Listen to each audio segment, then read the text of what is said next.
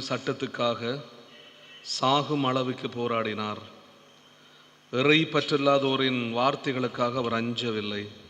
ஏனெனில் உறுதியான பாறை மீது அவர் கட்டப்பட்டுள்ளார். தந்தை, மகன், தூயாவியாரின் பெயராலே ஆண்டவராகிய இயேசு கிறிஸ்துவின் அருளும் கடவுளின் அன்பும் தூயாவியாரின் நட்புறவும் உங்கள் அனைவரோடும் இருப்பதாக.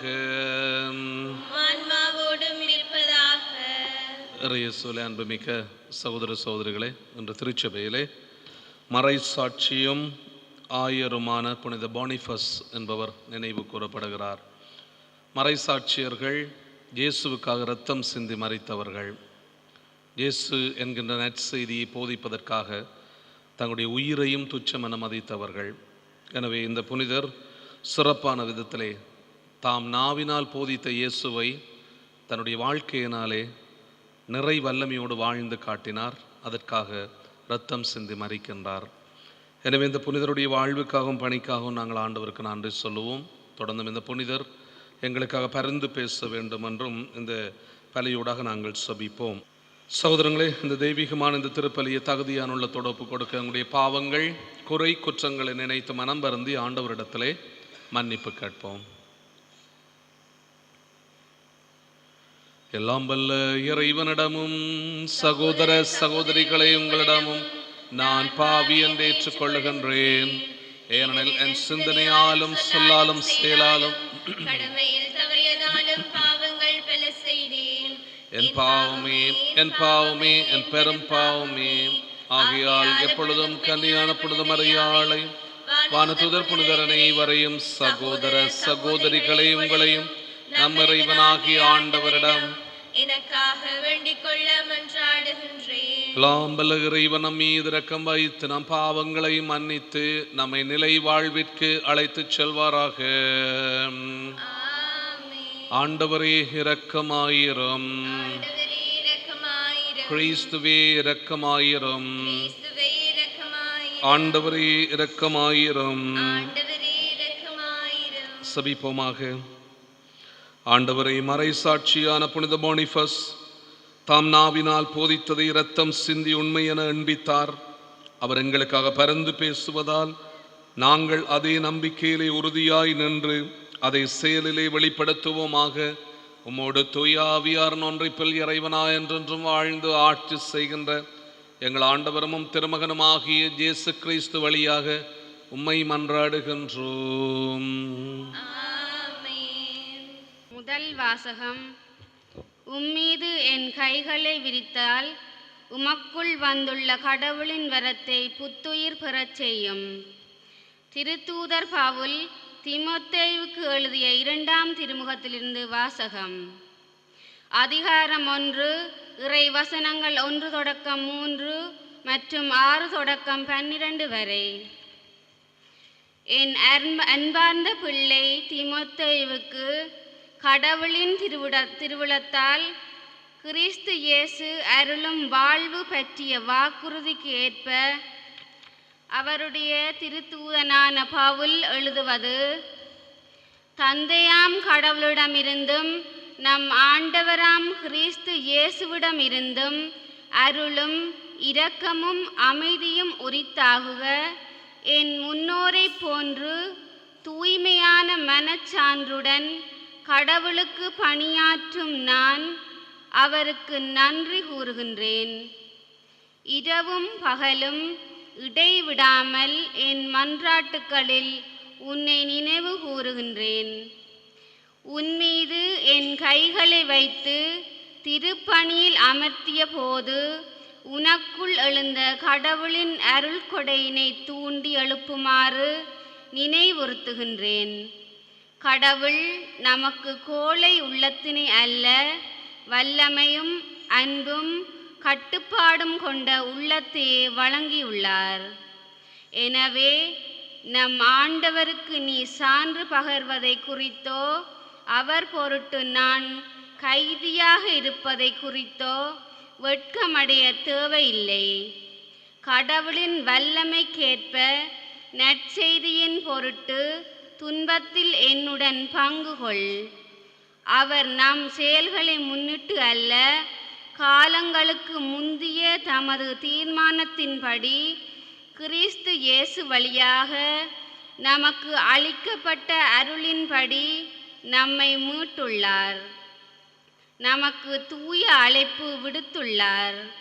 நம் மீட்பராகிய கிறிஸ்து இயேசு உலகில் தோன்றியதன் மூலம் இப்போது அருள் வெளிப்பட்டுள்ளது.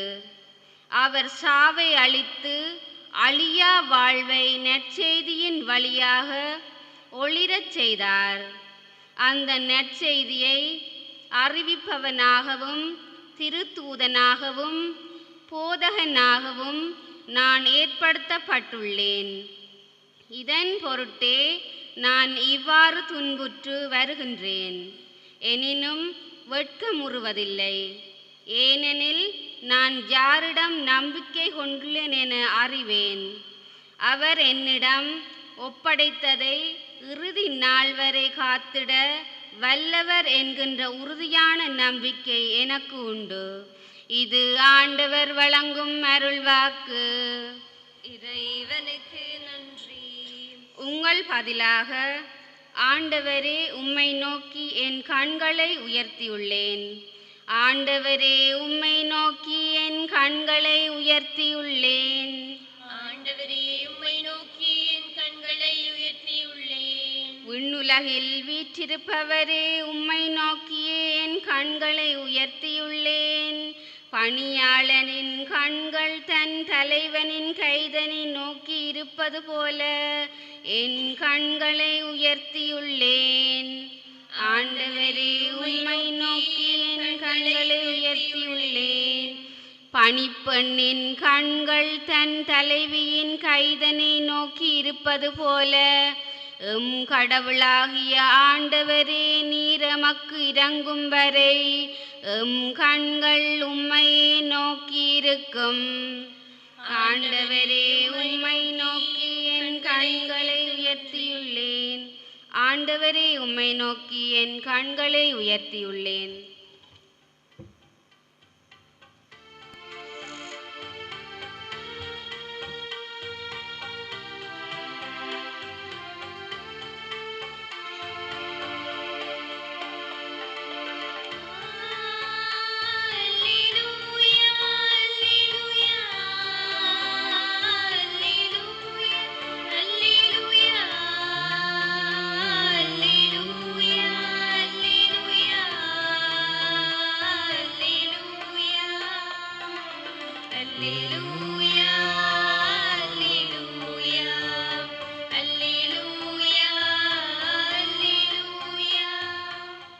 உயிர்த்தெழுதலும் வாழ்வும் நானே, என்னிடம் நம்பிக்கை கொள்பவர் இறப்பினும் வாழ்வார்.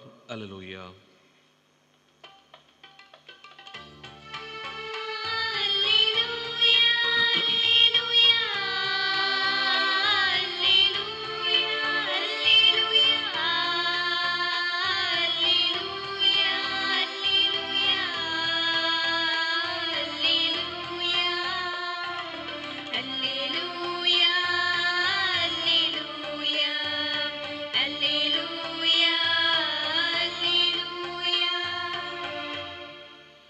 ஆண்டவர் உங்களோடு இருப்பாராக.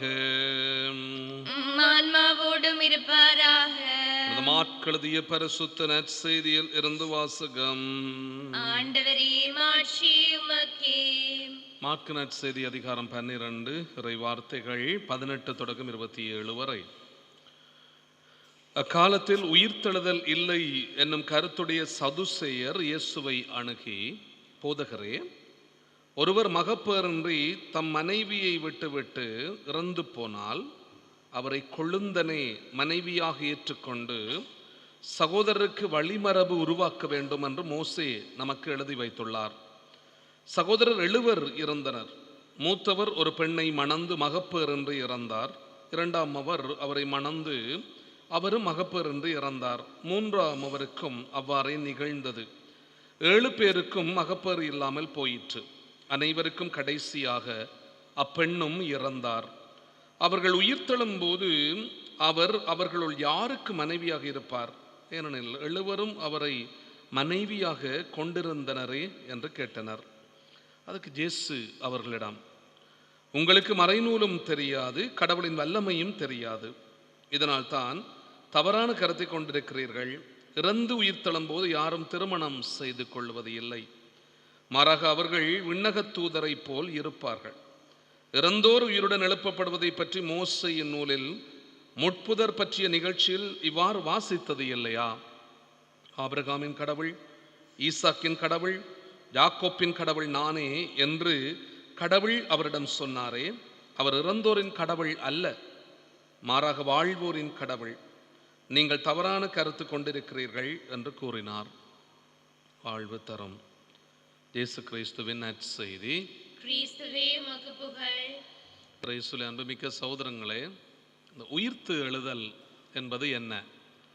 இது ஒரு பெரிய கேள்வியாக இருந்தது அன்றைய சமூகத்திலே அன்பானவர்களே. அதாவது ஒரு மனிதன் பிறக்கிறான், அவன் வளருகிறான், வாழுகிறான், அதுக்கு பிற்பாடு அவன் இறந்து விடுகிறான். இதோடு அவனுடைய கதை முடிந்து விடுகிறது. இதுதான் பொதுவான ஒரு நியதி. கிறிஸ்தவத்தினுடைய மேன்மை வித்தியாசமானது. பழைய ஏற்பாட்டில் நாங்கள் அவ்வளவு சிறப்பாக இந்த உயிர்த்தெழுதலை பற்றி பார்க்கவே முடியாது. மக்கபேயர் புத்தகத்திலே மட்டும்தான் நாங்கள் இந்த உயிர்த்து எழுதல் என்பதை பற்றி நாங்கள் பார்க்கிறோம். அதைவிட மற்ற புத்தகங்களில் நாங்கள் அவ்வளவு பார்க்கவே முடியாது. புதிய ஏற்பாட்டிலே ஆண்டவர் இயேசுவினுடைய வல்லமையை நாங்கள் அனுபவிக்கிற போது உயிர்த்து எழுதல் மிக முக்கியமானதாக இங்கே மாற்றப்படுகிறது. ஆகவே நான் பிறக்கிறேன், வளருகிறேன், வாழுகிறேன், இறப்போடு என்னுடைய வாழ்க்கை முடிந்து விடுகிறது அல்ல. மாறாக நான் உயிர்த்தெழுவேன் என்கின்ற ஒரு நம்பிக்கை எனக்கு வருகிறது. அந்த நம்பிக்கையை தான் நாங்கள் இயேசுவிலே பார்க்கிறோம். இயேசு இந்த உலகத்திலே பிறக்கிறார், அவர் வளருகிறார், வாழுகிறார், பல வல்ல செயல்களை செய்கிறார். அவர் இறந்து போனார் கல்வாரியிலே. அவர் இறந்த பிற்பாடு 3ஆம் நாள் அவர் தானே உயிர்த்து எழுகின்றார். ஆகவே கிறிஸ்துவை பின்பற்றுகின்ற ஒவ்வொருவருக்கும் உயிர்ப்பு இருக்கிறது என்பதை ஆண்டவர் மெய்ப்பிக்கிறார். அன்பானவர்களே, இந்த சதுசேர் என்கின்ற இந்த குழுவினர் இவர்கள் உயிர்த்தெழுதலை நம்புவதில்லை. அதனாலே ஆண்டவரிடத்திலே அவருடைய பேச்சினாலே சிக்க வைப்பதற்காக இவர்கள் இந்த கேள்வியை கேட்கின்றார்கள். உயிர்த்தெழுகின்ற எல்லாருமே வானதூதர்களைப் போல இருப்பார்கள். அங்கே மகிழ்ச்சி இருக்கும், சந்தோஷம் இருக்கும். எல்லாருமே அங்கே திரளாக இருந்து கொண்டு ஆண்டவரை போற்றி புகழ்ந்து கொண்டே இருப்பார்கள். விண்ணகத்தினுடைய மகிமை அப்படிதான் இருக்கும் அன்பானவர்களே. இறந்து நாங்கள் உயிர்த்தெழுகின்ற போதுதான் அந்த வல்லமையை நாங்கள் அனுபவித்துக் கொள்வோம். அதனால்தான் ஆண்டவருடைய உடனிருப்பின் ஆசீர்வாதத்தை இந்த உலகத்திலே நாங்கள் அனுபவிக்கிற போது நிச்சயமாக எங்களுக்கு விண்ணகத்தின் வாழ்வு, உயிர்த்தெழுந்த வாழ்வு எங்களுக்கு இருக்கிறது என்பதை நாங்கள் சிறப்பாக புரிந்து கொள்ள வேண்டும். ஒரு தடவை ஒரு பங்கிலே ஒரு வயதான குருவானவர் அவர் என்ன செய்கிறார் அப்படின்னு சொன்னார், ஒரு பெரிய வெள்ளிக்கிழமை அன்றைக்கு இந்த மக்களுக்கு எல்லாருக்கும் இந்த பெரிய வெள்ளிக்கிழமை அண்டா என்ன என்பதை விளங்கப்படுத்த வேண்டும் என்று வடிவாக அவர் நினைத்து விட்டு ஒரு முட்புதர் அதை எடுத்து கொண்டு வந்து பீடத்திலே வைத்திருக்கிறார் பெரிய வெள்ளிக்கிழமை அன்றைக்கு. அப்போ அது முட்களினாலே சூழப்பட்ட ஒரு முட்புதர்.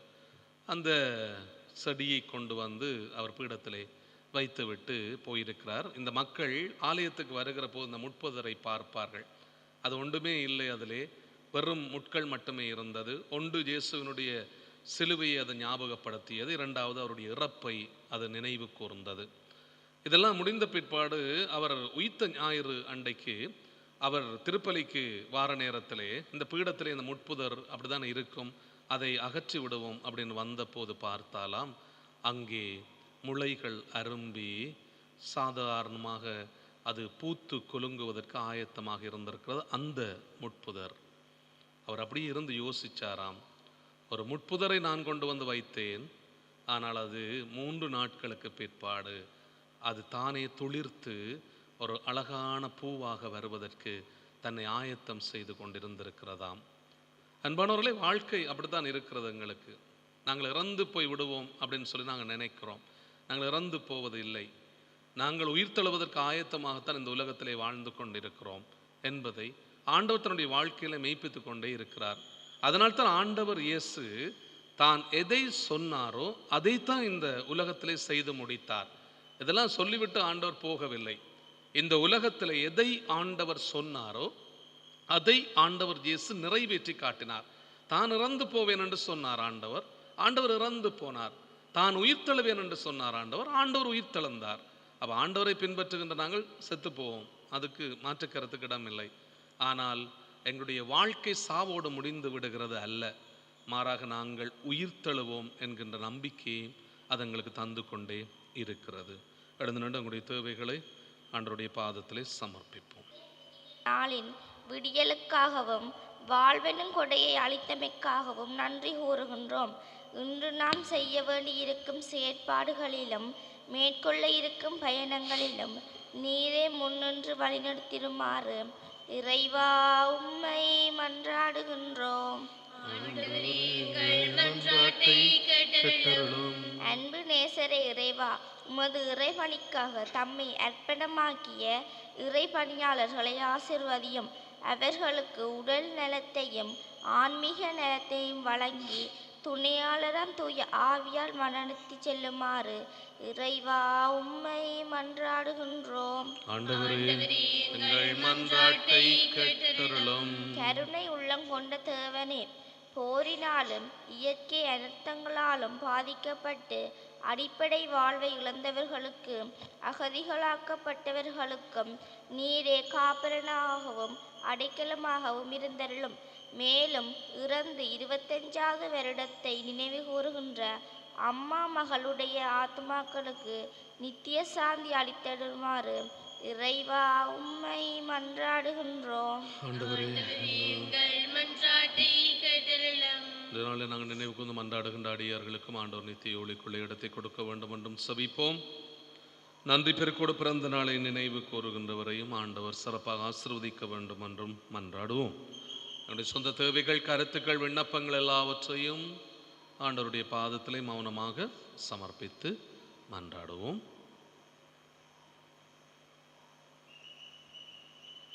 இறக்குது நூற்றாய் ஆண்டவரே, பிள்ளைகளுக்குரிய பாச உணர்வோடும் தியாக உள்ளத்தோடும் உம்மிடம் சமர்ப்பித்திருக்கின்ற எங்கள் வேண்டுதல்கள் அனைத்திற்கும் கனிவாய் செவிசாய் தரலும். எங்கள் ஆண்டவராகிய கிறிஸ்து வழியாக உம்மை மன்றாடுகின்றோம்.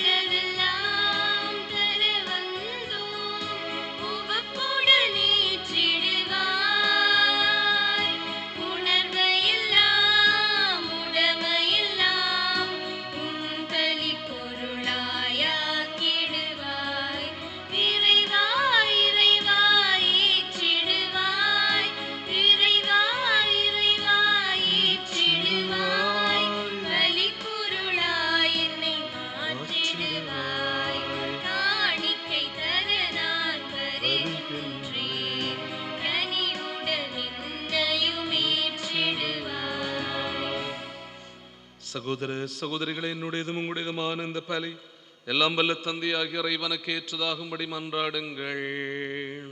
ஆண்டவர் தமது பேரின் புகழ்ச்சிக்காகவும் ஆட்சிக்காகவும் நமது நன்மைக்காகவும் நலனுக்காகவும் உமது கையிலிருந்து பலியேற்றுக் கொள்வாராக.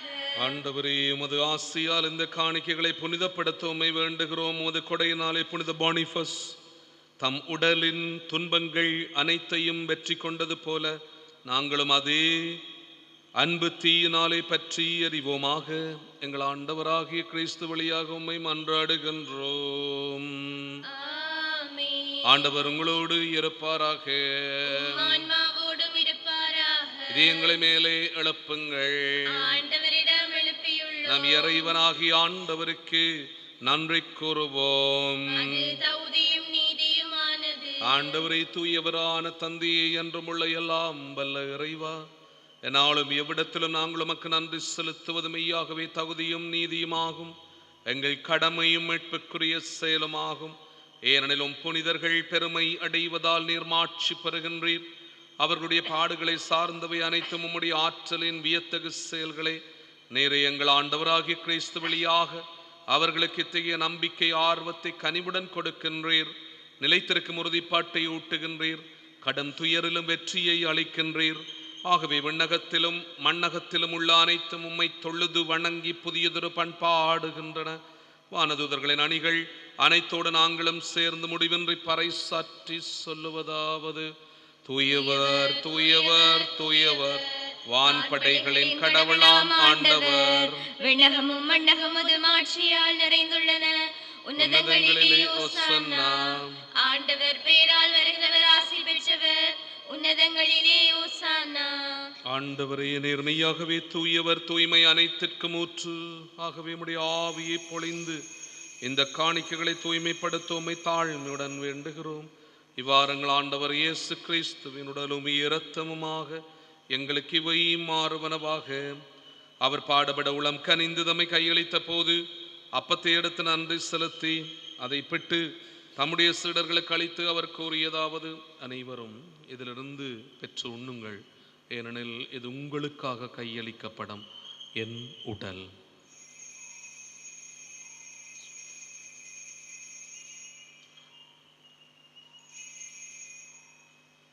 அவனமே இரவு விருந்து அருந்திய பின் கிண்ணத்தையும் எடுத்து மீண்டும் உமக்கு நன்றி கூறி தம்முடைய சீடர்களுக்கு அளித்து அவர் கூறியதாவது: அனைவரும் இதிலிருந்து பெற்று பருகுங்கள், ஏனெனில் இது புதிய நிலையான உடன்படிக்கைக்குரிய என் இரத்தத்தின் கிண்ணம். இது பாவ மன்னிப்புக்கென்று உங்களுக்காகவும் பலருக்காகவும் சிந்தப்படும். இதை என் நினைவாக செய்யுங்கள்.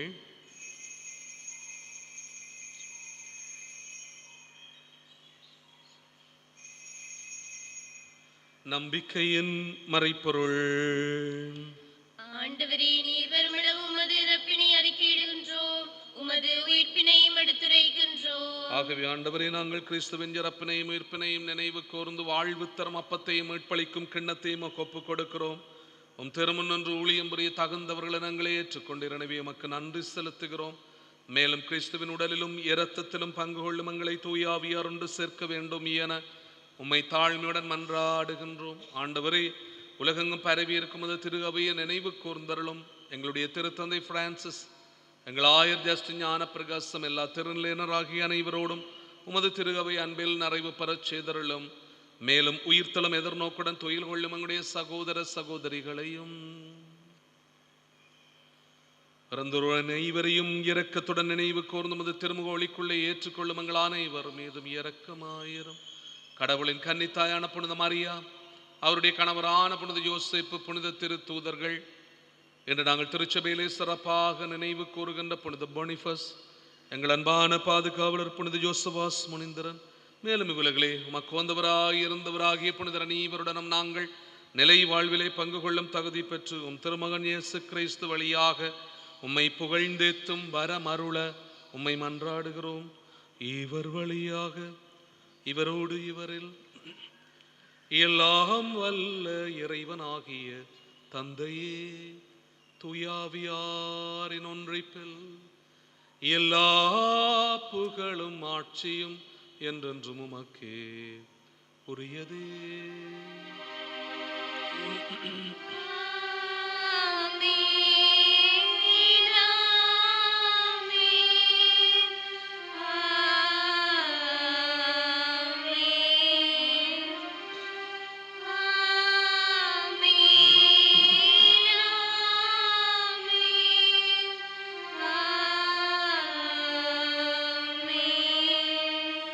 கலந்து நின்று ஆண்டவர் இயேசுனுடைய வல்லமையை நினைப்போம். அவருடைய ஆசீர்வாதம் எங்களோடும் எங்களுடைய குடும்பங்களோடும் நிறைவாக இருக்க ஆண்டவர் இயேசு எங்களுக்கு கற்றுத்தந்த சபத்தை சொல்லி மன்றாடுவோம். விண்ணுலகில் இருக்கிற எங்கள் தந்தையே, உமது பெயர் தூயதென போற்றப் பெறுக. உமது ஆட்சி வருக. உமது திருவிழம் விண்ணுலகில் நிறைவேறுவது போல மண்ணுலகிலும் நிறைவேறுக. எங்கள் அன்றாட உணவை இன்று எங்களுக்கு தாரும். எங்களுக்கு எதிராக குற்றம் செய்வோரை நாங்கள் மன்னிப்பது போல எங்கள் குற்றங்களை மன்னியும். எங்களை சோதனைக்குட்படுத்தாதேயும், தீமையிலிருந்து எங்களை விடுவித்தருளும். ஆண்டவரை தீமையான திருந்தமங்களை விடுவித்து எங்கள் வாழ்நாளில் அமைதியை கனிவுடன் அருளுமே மன்றாடுகிறோம். உமது இரக்கத்தின் உதவியால் நாங்கள் பாவத்திலே இருந்து போதும் விடுதலை பற்றி யாதொரு கலக்கமும் அன்றி நலமாய் இருப்போமாக. நாங்கள் எதிர்நோக்கியிருக்கும் பேரின்பத்துக்காகவும் எம் மீட்பராகிய இயேசு கிறிஸ்துவின் வருகைக்காகவும் காத்திருக்கின்றோம். ஆண்டவரே இயேசு கிறிஸ்துவே, அமைதியை உங்களுக்கு விட்டு செல்கிறேன், என் அமைதியை உங்களுக்கு அளிக்கின்றேன் என்றும் திருத்தூதர்களுக்கு மொழிந்தீரே. எங்களுடைய பாவங்களை பாராமல் உமது திரு அவையின் நம்பிக்கையை கண்ணோக்கி உமது திருவுளத்திற்கேற்ப அதற்கு அமைதியை ஒற்றுமையும் அளித்தருள்வீராக. என்றென்றும் வாழ்ந்து ஆட்சி செய்கின்றவர் நீரே. ஆண்டவருடைய அமைதி உங்களோடு என்றும் இருப்பதாக. ஒருவருக்கொருவர் கிறிஸ்துவனுடைய அன்பையும் அமைதியையும் பகிர்ந்து கொள்வோம். உலகின் பாவங்களை போக்கும் இறைவனின் செம்மறியே, எங்கள் மேல் இரக்கமாயிரும். உலகின் பாவங்களை போக்கும் இறைவனின் செம்மறியே, எங்கள் மேல் இரக்கமாயிரும். உலகின் பாவங்களை போக்கும் இறைவனின் செம்மறியே, எங்களுக்கு அமைதியை அளித்தருளும். பரிவிரக்கத்தால் உங்களையும் காத்தனும் அருமருந்தாக அருள் புரியும்.